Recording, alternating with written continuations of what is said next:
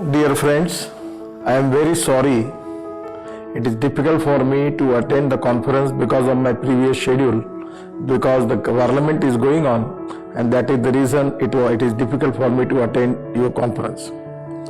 It is really a great thing that this conference is most related with the construction and construction industry's legal issues regarding arbitration. That is also very important thing.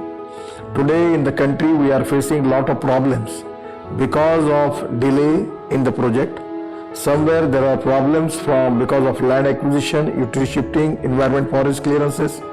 Then project is delayed, and when project delayed, the bank creates, because as far as their law is concerned, it is difficult for them to finance the project, and then this vicious circle starts.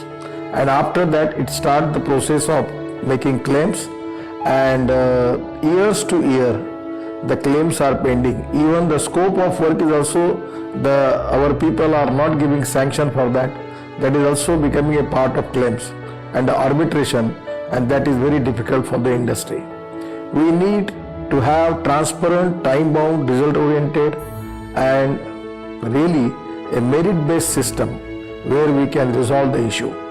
When I taken charge as a minister, at least 385 projects, 402 projects involving the amount of rupees 3,85,000 crores was the stole project. But with the cooperation of the bankers, all stakeholders, our engineers, officers and the contractors, we resolved the issue, and today we are in position that our road construction speed increased from which coming to 2 km per day, now it is up to 30 km per day. So I understand the problems of the industry. Today the working capital is very big problem in the construction industry, and that's the reason that we need to take the decisions on arbitration, which is very important for the country.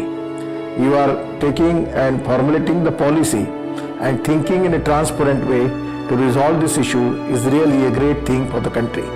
I am giving my all best wishes to all of you.